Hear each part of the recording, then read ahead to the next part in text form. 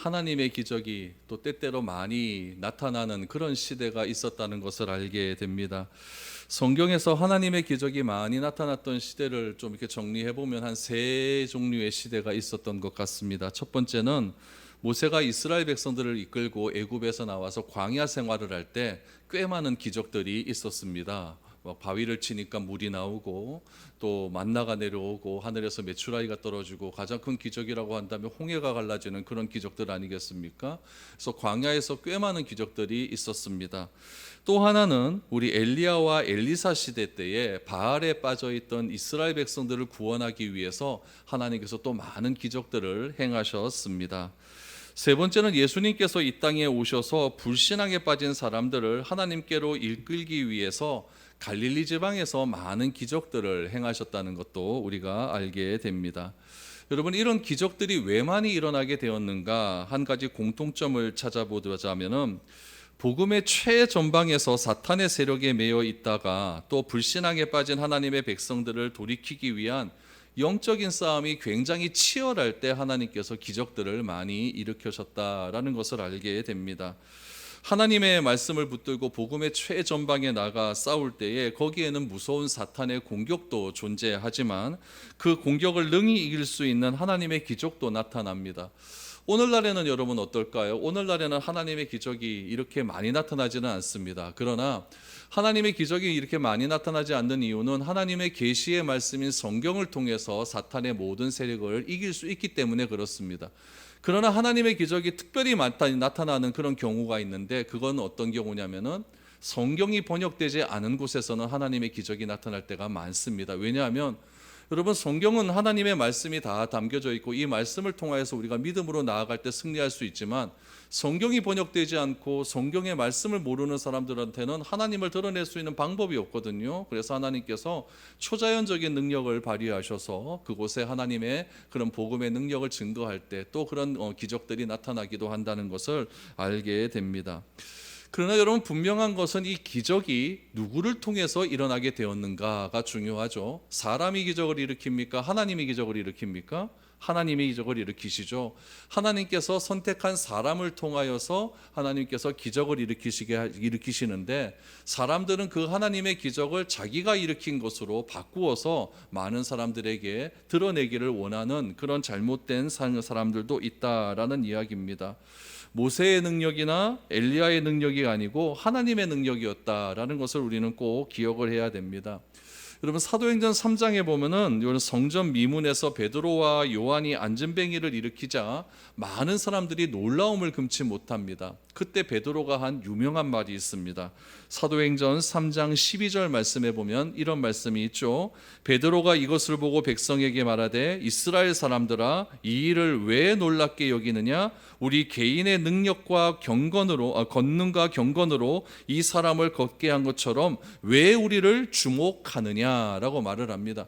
여러분, 베드로가 안전뱅이를 일으키는 사람들이 다 베드로에게 주목하는 것 아닙니까? 그랬더니 베드로는 내가 능력이 많고 내가 권능이 많아서 일어난 것이 아니다.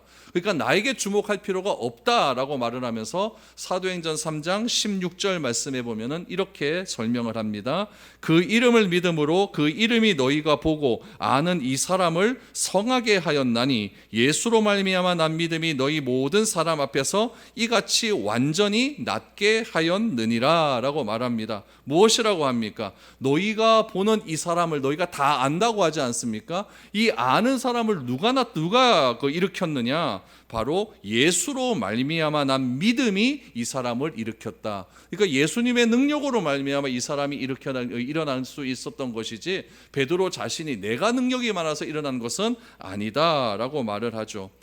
그러면 여러분, 기적이라고 하는 것은 하나님께서 사람을 통해서 하나님의 능력을 드러내시는 도구일 뿐이지 여러분, 그 도구가 나에게서 나왔다고 하면서 내가 드러나면 안 된다라는 이야기입니다.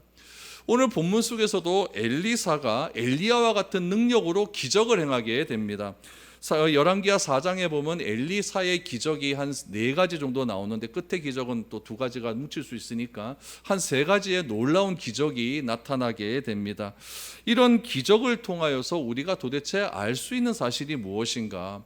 하나님께서 왜 엘리야, 엘리사 시대 때 이런 기적을 그들에게 베풀어 주심을 통해서 하나님의 이름이 드러나게 하셨는가? 특별히 여러분 엘리사가 행했던 기적을 보면은요 좀 특별한 점이 있어요. 어떤 점이냐면은 여러분 모세가 기적을 일으킬 때도 그렇고 예수님이 기적을 일으킬 때도 그렇고 꼭 기적을 일으키기 전에 기도를 하거나 그렇죠? 어떤 신앙적인 고백을 합니다.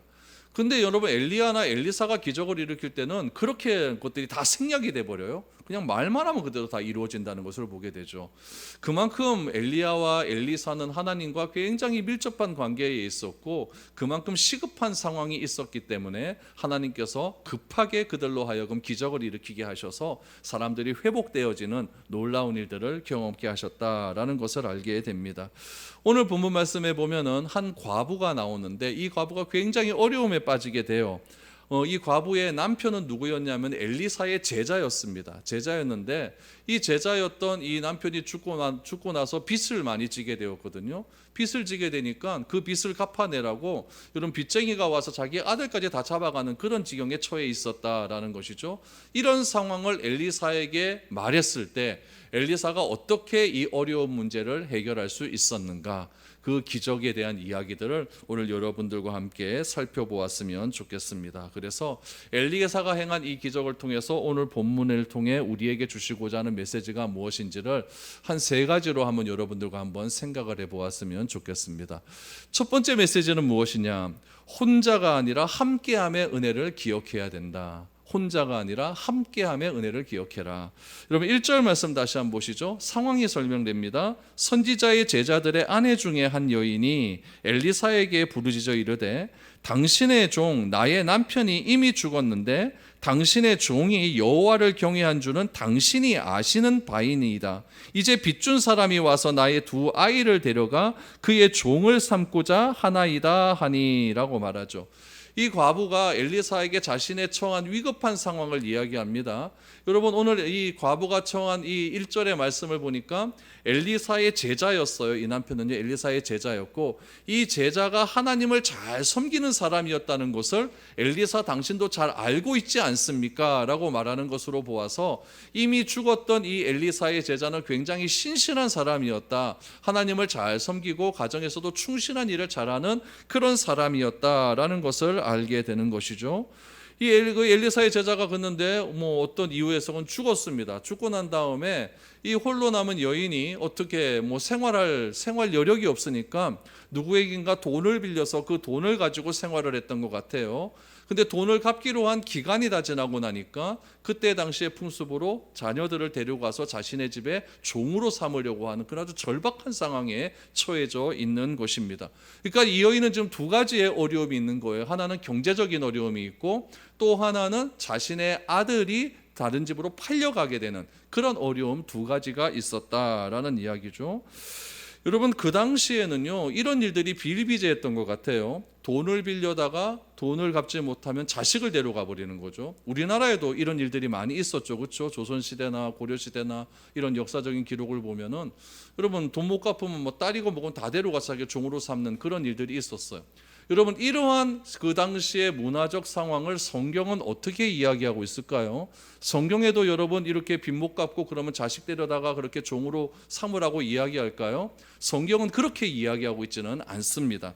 우리 율법을 한번 보셔야 됩니다. 레위기 25장 39절 말씀을 한번 보시기를 바랍니다.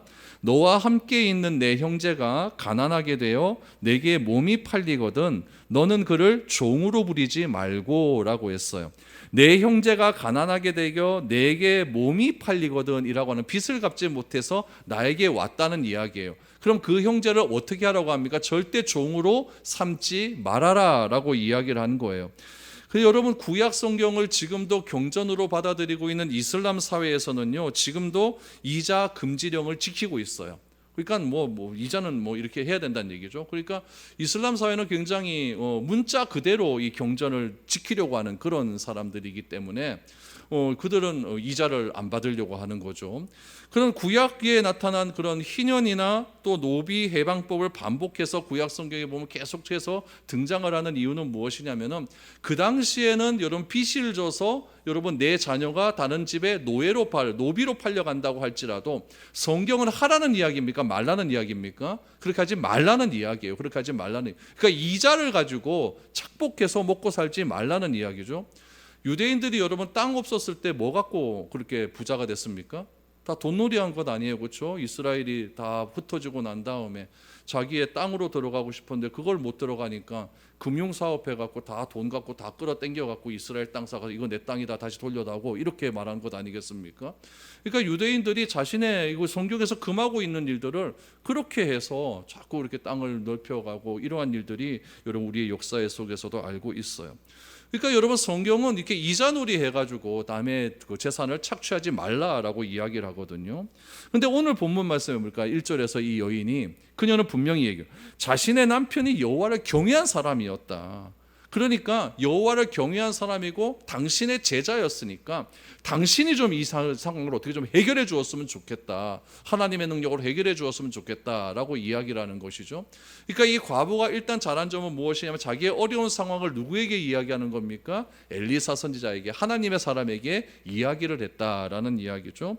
그때 엘리사가 이렇게 이야기를 합니다. 2절입니다. 엘리사가 그에게 이르되 내가 너를 위하여 어떻게 하랴? 내 집에 무엇이 있는지 내게 말하라. 그가 이르되 계집종의 집에 기름 한 그릇 외에는 아무것도 없나이다 라고 이야기하죠. 여러분 이 과부가 엘리사에게 어떻게 얘기했을까요? 생글생글 웃으면서 얘기했을까요? 눈물을 흘리면서 이야기했겠죠. 그렇죠? 자기의 어려운 형편을 이야기하는데 엘리사에게 눈물을 흘리면서 이야기를 했어요. 그랬더니 엘리사가 뭐라고 이야기하냐면은 내가 너를 위하여 어떻게 하랴라고 했어요. 이게 조금 여러분 조금 섭섭한 그런 표현일 수도 있는데 여러분 요거 억양이 중요해요. 내가 너에게 어떻게 하랴 이래 버리면은 너와 나는 상관없다라는 이야기죠. 그러니까 요거는 내가 너에게 어떤 도움을 줄까라는 얘기. 내가 너에게 어떤 도움을 줄까. 그러니까 억양이 중요합니다. 어떻게 할까? 내가 뭐 할 수 있는 것도 없고 어떻게 할까? 이래 버리면 굉장히 관계가 안 좋은데 내가 너에게 어떤 도움을 줬으면 좋겠느냐라고 이렇게 물어보게 된 것이죠. 여러분 하나님은 이런 분인 것 같아요. 우리가 이 과부가 엘리사에게 찾아가서 눈물을 지으면서 자기의 모든 상황을 털어놓았을 때에 엘리사가 어떻게 해주었으면 좋겠느냐라고 이렇게 대답을 한 것처럼 하나님도 우리가 힘이 들어 눈물을 지을 때 결코 우리를 그냥 내버려 주시는 하나님은 아니다라는 사실을 우리는 기억을 해야 됩니다. 하나님은 여러분 엘리사는 이 상황 속에서 무엇이라고 이야기하냐면은 내가 너를 위해서 어떻게 도와줄까라고 말을 하면서 너 집에 무엇이 있니? 라고 이렇게 묻습니다. 네가 가지고 있는 것이 무엇이냐라고 말을 합니다. 그랬더니 여러분 이 과부가 뭐라고 얘기하냐면 집에 보니까 기름 한 접시밖에 없습니다 라고 이야기를 해요. 여러분 이것도 어떻게 보면 좀 자존심 상하는 일이에요. 정말 가난하지 않습니까? 기름 한 접시, 자기의 소유가 기름 한 접시밖에 없다. 얼마나 가난한 상황입니까? 그런 상황을 솔직하게 이야기를 하는 거예요. 하나님께 우리가 기도할 때에도 마찬가지죠. 하나님께 솔직하게 내 자존심을 내세우는 것이 아니라 나에 있는 모든 것들을 하나님께 털어놓아야 된다는 이야기죠. 하나님께 자존심 내세워봐야 뭐가 있겠습니까? 그냥 내 자존심 다 내려놓고 있는 모습 그대로 하나님은 내가 말씀 안 해도 말 안 해도 다 알고 계신 분 아니겠습니까? 그 하나님께 솔직하게 이야기하는 것이 필요하다라는 거죠. 여기서부터 기적이 출발되는 거예요. 기적은 여러분 현재 가지고 있는 작은 것에서 출발한다라고 이야기를 해요. 여러분 우리는 어떨 때 하나님의 능력이 나타난다고 생각하냐면은 내가 무엇인가 많이 해야 되고 내가 무엇인가 많이 바쳐야 되고 내가 무엇인가 많은 것들을 소유해야 되고 그래야만 하나님께서 나에게 능력을 베풀어 주신 것이다 라고 생각을 하지만 절대 그렇지 않습니다. 어떠한 상황과 어떠한 환경이 어려움에 처해 있다 할지라도 내가 가지고 있는 현재의 상황이 무엇인지를 객관적으로 파악하는 것이 중요한 거예요. 내가 지금 무엇이 부족하고 내가 지금 가지고 있는 것이 어떤 것들이 있고, 그래서 내가 지금 어떤 상황에 처해 있는지를 솔직하게 하나님께 아뢰이는 것이 중요하다라는 것이죠. 이 여인은 1절에서 자신의 상황을 너무나 정확하게 알고 있었습니다. 내 남편은 당신의 제자였다. 그런데 내 남편은 정말 하나님을 잘 섬기는지 당신이 다 알고 있지 않느냐. 지금 내 아들이 빚쟁이한테 지금 막 팔려가게 생겼다. 어떻게 하면 좋겠습니까? 라고 이렇게 눈물 지으면서 자신의 상황을 그대로 이야기를 했다라는 이야기죠. 하나님은 지금도 성도들의 홀로 된 상황들, 아픈 상황들 절대 여러분 내버려 두는 그런 분이 아닙니다. 내가 지금 혼자라고 생각할 때 중요한 이유는 가장 시급한 이유는 무엇이냐면은, 내가 혼자라고 생각할 때 여러분 함께함이 중요하다는 이야기예요. 오늘도 여러분 혼자라 중요한 것이 아니라 함께함이 중요하다는 것 아니겠습니까? 함께한다는 것은 교회 공동체를 세워주신 이유가 무엇이면 함께함을 누리라는 이야기죠. 그래서 함께 기도해주고 함께 권면해주고 함께 여러분 기도해주는 그런 마음 자세가 필요한 것이지, 이 사정 누가 알겠노, 이 사정 내 사정 누가 알겠노 하면서 자격지심에 빠져가서 아무것도 하지 못하고 그렇게 여러분 내버려버리면은 더욱더 절망 가운데 빠질 수밖에 없다라는 이야기죠. 하나님은요 반드시 교회를 통해서 또한 신실한 사람을 통해서 도우시는 은혜를 체험할 수 있도록 교회를 세워주셨다는 사실을 꼭 기억할 수 있기를 바랍니다. 여러분, 교회는요, 신앙이라는 것은요 절대 혼자 할 수 없어요. 신앙생활은 교회라고 하는 공동체를 통해서 함께 어울리면서 할 수 있는 것이 교회이지, 여러분 이런 것들이 필요 없다면 하나님께서 교회를 왜 세우셨겠습니까? 네 혼자 신앙생활하면 된다라고 말을 할 뿐이죠. 그래서 여러분 늘 언제나 어려움이 있고 힘든 일이 있을 때에 여러분 교회를 도움을 받으시고 함께 기도하려고 하는 기도의 그런 기도 제목을 내셔서 함께 기도할 때에 하나님의 놀라운 능력은 나타난다. 가장 작은 것에서부터 출발할 때 하나님의 기적은 일어날 수 있다라는 사실을 꼭 기억할 수 있기를 바랍니다. 오늘 이 과부가 가졌던 이 마음가짐이 우리의 마음가짐이 될 수 있기를 축복드립니다. 두 번째로 여러분, 이 기적은요 순종에서부터 출발한다라는 것을 알 수 있어요. 기적은 순종에서 출발한다. 엘리사는요 과부가 해야 할 일을 알려줍니다. 뭐라고 이야기합니까? 3절 4절에 보니까 이르되 너는 밖에 나가서 모든 이웃에게 그릇을 빌리라. 빈 그릇을 빌리되 조금 빌리지 말고 너는 내 두 아들과 함께 들어가서 문을 닫고 그 모든 그릇에 기름을 부어서 차는 대로 옮겨 놓으라 하니라 라고 말을 합니다. 엘리사가 이야기한 내용이 무엇이냐? 우리가 기대하는 건 이런 거예요. 우리가 기대하는 것은 좀 나에게 기도해줘서, 그렇죠? 또 안수를 좀 해줘서 무엇인가 좀 능력이 나타날 수 있도록 해주십시오. 이런 거 요구하는 것 아닙니까? 그런데 엘리사는 그 기적을 베푸기 전에 기도하지 않았습니다. 그냥 뭐 딴 행동 없어요. 고백도 하지 않았어요. 그냥 과부에게 뭐라고 얘기했냐? 그릇 있는 대로 다 빌려온나? 다 빌려오고 그 그릇에다 기름 부어라 라고 이야기를 하고 있는 것이죠. 여러분, 두 아들과 함께 집에 들어가서 문을 닫고 그릇에 기름을 부어라. 이거 좀 이상한 이야기 아닙니까? 기름 어느 정도 있다 그랬죠? 1리터 정도 있으면 말도 안 해, 그렇죠? 한 접시 있습니다라고, 한 접시. 그런데 그릇을 얼마만큼 가져오라고 합니까? 동네 다 다니면서 빌릴 수 있을 만큼 다 빌려와라 라고 이야기를 해요. 그리고는 뭐냐? 문을 닫고 빌려온 그릇에다가 기름을 부어라 라고 이야기를 하는 거예요. 한 그릇 있는 거 여러분 한 접시 채우면 끝인데 뭐 그걸 다 부으라고 이야기합니까? 우리의 생각으로는 도저히 이성적으로 맞지 않는, 수학적으로 계산이 맞지 않는 그런 이야기를 하고 있다라는 이야기예요. 그러나 집안에서 기적이 일어날 것을 예고하는 예고편이 무엇이냐? 일단 내 시키는 대로 하라는 이야기예요. 그릇 다 빌리고 그릇 문 닫고 그릇에다가 기름을 부어라 라고 이야기를 하는 것이죠. 여러분, 과부와 두 아들이 선지자의 말을 믿고 순종할 때 기적이 일어난다라는 것이 중요한 거예요. 내 생각으로 어떻게 이런 일이 일어나? 이렇게 말할 때는 기적이 일어나지 않는다라는 이야기죠. 여러분, 예수님도 요한복음에 보면은 우리 혼인잔치에서 포도주가 다 떨어졌다라고 했었을 때 뭐라고 이야기합니까? 저기 있는 물두덩이 가져와서 갖다 줘라라고 하지 않습니까? 그 물두덩이는 여러분 그냥 맹물 담겨 있는 건데, 어머니 마리아가 이 종들에게 무엇이라고 했냐면 내 아들이 시키는 것이면 무엇이든지 그대로 순종해라 라고 했더니 그 말 듣고 여러분 물을 따라줬더니 그것이 포도주가 되는 것 아니겠습니까? 내 생각으로는 도저히 이거 말도 되는 것 같지 않은데 여러분 하나님의 말씀에 순종을 했더니 엘리야 말에 순종했더니 여러분 기적이 일어나게 된다라는 이야기죠. 오늘 5절 말씀에 보면요, 이 과부와 이 두 아들이 진짜 순종을 합니다. 여인이 물러가서 그의 두 아들과 함께 문을 닫은 후에 그들은 그릇을 그에게로 가져오고 그는 부었더니라고 하죠. 그들은 누굽니까? 아들들은 그릇을 갖고 오고 그녀는 과부는 그것을 붓는 일을 한 거죠. 계속 부어도 계속 나오는 겁니다. 계속 나오게 되는 것이죠. 여러분 이 일은 어려운 일은 아니에요. 그러나 무엇이 필요하냐? 순종이 필요한 일이에요. 여러분 이것과 똑같은 일들이 어디에서 일어났냐면은 오병이어의 기적을 일으킬 때도 일어났어요. 물고기 2마리와 보리떡 5개, 여러분 제자들이 갖고 있지 않습니까? 사람들이 5,000명 이상의 사람들이 많이 모였어요. 달라고 하니까 자꾸 줘요. 저는 좀 도대체 그 바구니에는 어떤 일이 있었을까? 그게 좀 궁금해요. 바구니에 진짜 5,000마리에 있던 물고기가 들어가 있었나? 그래서 퍼줬나? 아니면 2마리니까 한 집에 뭐 한 사람에 하나씩 한 마리 주니까 또 생기고 주니까 또 생기고 이렇게 생겼나? 정말 이상하지 않습니까? 무슨 마술사도 아니고 그렇죠? 이상하지 않습니까? 오늘 본문도 똑같은 일이 일어나는 거예요. 내가 가지고 있는 것은 그릇에 기름 한 거밖에 없는데 여러분 그것이 부을 때마다 계속 나오는 거죠. 계속 나오는 거죠. 그러니까 하나님의 말씀은 무엇이냐? 내 생각은 일단 버리라는 이야기죠. 내가 가지고 있던 모든 생각과 이성적인 판단은 다 내어버리고 그냥 하나님의 말씀에 한번 순종 한번 해봐라. 이것을 지금 요구하고 있는 것이죠. 엘리사는 기름을 채울 그릇을 많이 빌리라고 했어요. 여러분 여기에도 참 놀라운 일이 있지 않습니까? 그릇을 많이 빌렸으면 여러분 100그릇 빌렸으면 기름은 몇 그릇이 되는 겁니까? 100그릇 되는 거예요. 1000그릇 빌렸으면 1000그릇 되는 거고요. 10그릇 빌렸으면 10그릇밖에 되지 않는 거죠. 왜 많이 빌리라고 했었을까요?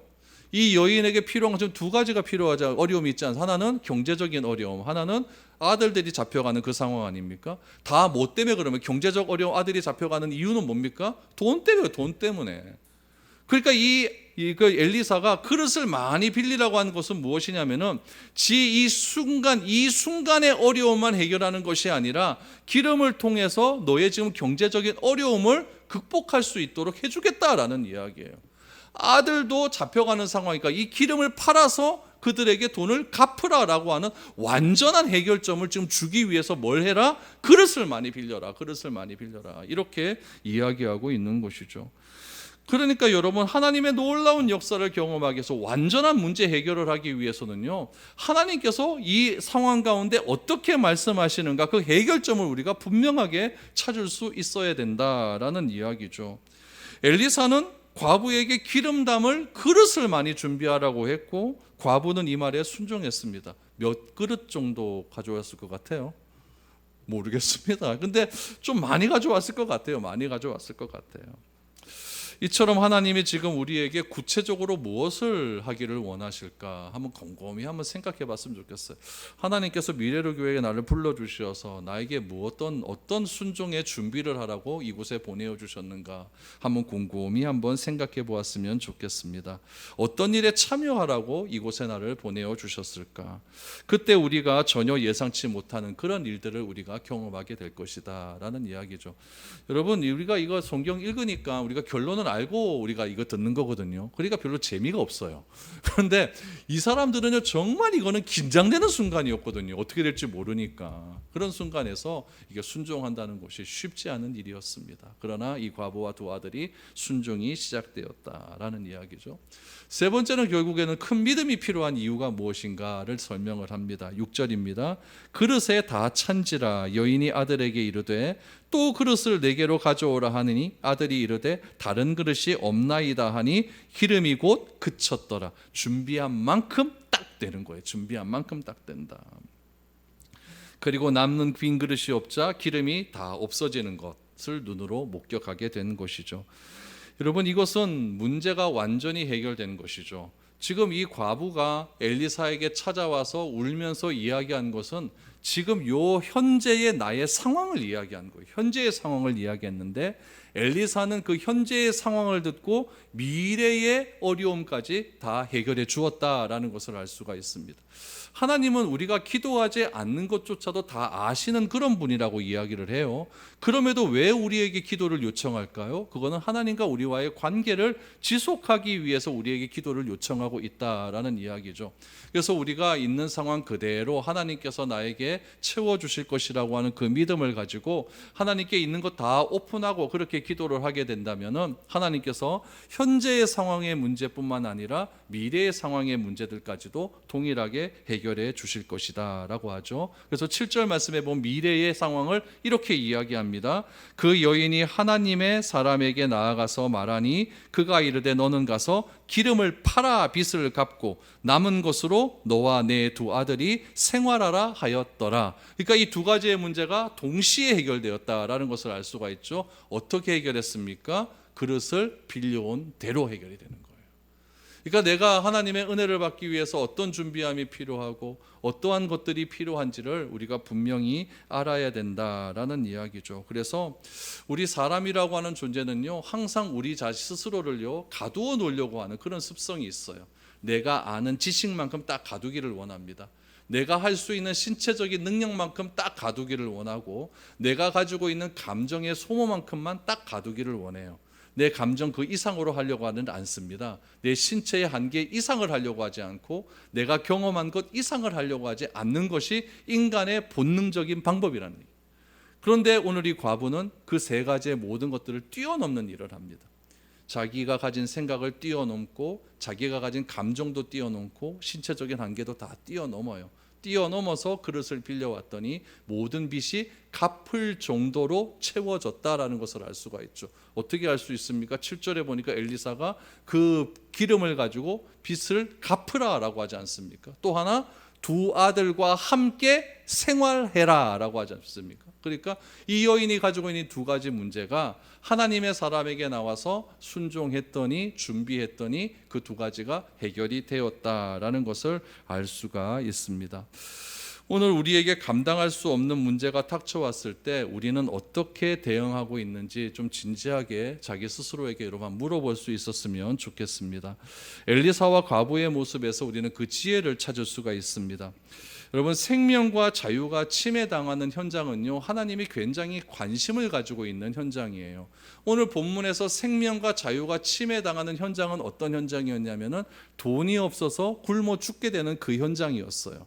그 현장에서 가족이 다 뿔뿔이 다 흩어지는 현장이었고 내가 지금 먹을 것이 없어서 오늘 하루의 끼니를 걱정해야 되는 그런 현장이었다는 이야기예요.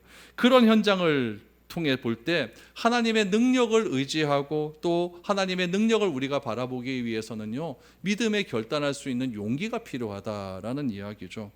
율법은요, 무엇이라고 이야기하냐면은 종을 해방시킬 때 우리 희년이라고 하는 제도가 있지 않습니까?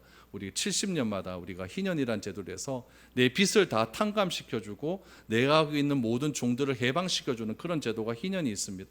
성경에는 이 희년을 한 번도 실행한 적이 없어요. 그래서 이 희년의 제도를 늘 언제나 우리가 강조를 하고 있고 예수님께서도 누가복음에서 자신이 이 땅에 오신 목적을 이야기할 때 묶인 자를 자유케 하기 위해서 하나님께서 주의 성령이 내게 기름을 부으셨다라고 말씀을 하고 있거든요.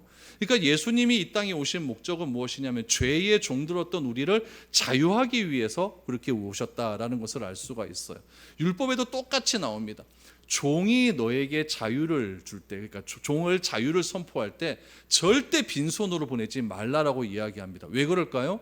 종이면 재산이 하나도 없거든요. 그 재산이 하나도 없는데 그 종이 자유함을 얻어서 그냥 나가게 되면은 또 돈 때문에 또 종이 될 수밖에 없다는 이야기죠. 우리 신명기 한번 보시기 바랍니다. 신명기 15장 13절 14절 말씀입니다.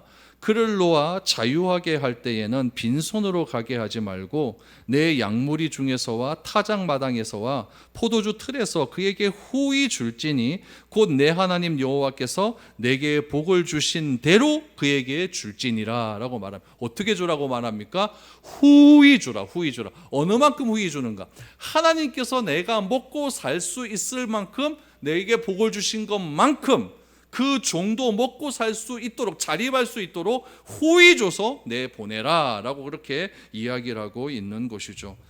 여러분, 자유를 주는 것도 중요하지만 자유 이후의 삶이 더 중요한 것 아니겠습니까? 우리가 구원받은 것도 중요하지만 구원받은 이후의 삶이 중요한 것이 여기에 있다는 이야기예요. 여러분, 내가 예수를 믿었어요. 예수 믿고 나는 구원받았습니다. 처음 그거 칭의라고 하지 않습니까? 과거에 구원받았어요. 그럼 그걸로 끝납니까? 그걸로 끝났다고 말하는 사람들이 구원파예요. 구원파죠. 내가 예수 믿어서 이제 다 죄 용서함을 받았는데 뭐 하나님께 또 나와서 뭐 회개하고 그럴 필요가 뭐 있느냐. 그래서 구원파들은 그런 거 필요 없어요. 박옥수 이런 애들 있죠. 이런 사람들은 그렇게 이야기를 하는 거죠. 그러나 우리는 구원받았습니다. 하나님이 우리를 너는 의로운 사람이야, 의로운 아들이라고 내가 인정해 줄게, 이것으로 끝나는 것이 아니라 내가 의로운 삶을 살아갈 수 있도록 오늘의 삶 가운데 계속적으로 성화되는 삶을 살아가야 되는 것이 최고로 중요한 삶 아닙니까? 언제까지 그렇게 살아야 됩니까?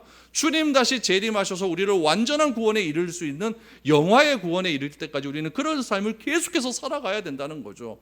그러니까 우리가 나와서 예배도 드리고 하나님 말씀 듣고 회개도 하고 찬송도 하고 기도도 하는 거, 그거 아니겠습니까? 한번 예수 믿은 것으로 끝났다고 한다면 뭐하러 이렇게 나와서 예배 드리고 이럽니까?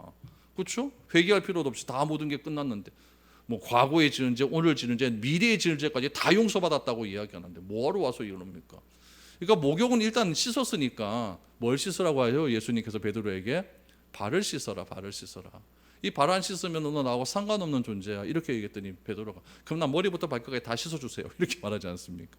그러니까 종에게 자유를 행할 때도 자유 주는 것 좋지만 그 사람이 다시는 물질로 인하여 돈 때문에 다시 종에게 들어가지 않도록 후히 줘라, 후히 줘라. 그래서 그 사람이 완전한 자유를 이룰 수 있도록 그렇게 줘라라고 하죠. 주님께서 우리에게 이런 죄에서 자유함에 늘 언제나 자유를 누릴 수 있도록 누구를 보내주십니까? 성령을 보내주시는 거예요. 그래서 성령을 의지하면서 우리가 날마다 기도함으로 이렇게 나아갈 때에 성령의 도움으로 우리가 죄의 유혹에서 이겨낼 수 있다라고 말씀을 해주신다는 사실을 꼭 기억할 수 있기를 바랍니다. 그래서 땅을 분배할 때도, 이스라엘 백성들에게 땅을 분배할 때도 절대로 땅은 매매하지 말아라. 땅은 너의 기업이기 때문에 절대 매매하지 말고, 내가 돈이 다 없다 할지라도 땅이라도 있으면 땅에게 농사 지어 갖고 여러분 먹고 살 수는 있을 것 아닙니까? 내가 살 수 있는 최소한의 가치는 땅이니까 그 땅은 절대 매매하지 말고 너가 계속해서 지키고 살 것을, 그렇게 하나님께서도 말씀해 주셨다라는 이야기죠. 여인에게 가득 찬 기름보다 여러분 더 기쁜 것은 무엇이었을까요? 나를 하나님께서 이렇게 돌보시고 계시는구나 라고 하는 그 기쁨이 넘쳤을 겁니다. 오늘의 요 삶의 현장, 그 삶의 문제가 해결되어서 기뻤다기보다는 하나님께서 나를 이렇게 지키시고 계시는구나, 그래서 내 빚까지 다 갚아주시고 잡혀갈 아들까지도 함께 살 수 있을 정도로 내 미래의 모든 문제까지도 하나님께서 이렇게 나를 책임져 주시고 돌보아 주시는구나, 이런 것들이 자신에게 직접 체험되었을 때 이 과부는 울고 난리가 났을 겁니다. 난리가 나서 엘리사에게 감사합니다, 감사합니다, 하나님 감사합니다 라고 이야기를 해주실 것이죠. 여러분, 오늘 하루도 우리를 돌보시는 하나님이 계시기에 오늘 우리 하루도 힘차게 살아온 줄 믿습니다. 문제를 해결해 주실 뿐만 아니라 현실의 문제 이상으로 미래의 문제까지도, 우리가 앞으로 살아갈 문제까지도 넉넉하게 해결해 주시는 그 하나님의 크고 놀라운 은혜에 감사할 수 있는 저와 여러분들이 되었으면 좋겠습니다. 그래서 항상 하나님께 있는 그대로 솔직하게 고백할 수 있는 저와 우리가 되어서 항상 하나님 앞에서 신실한 삶을 살아갈 수 있는 믿음의 교회가 될 수 있기를 주님의 이름으로 축복드립니다.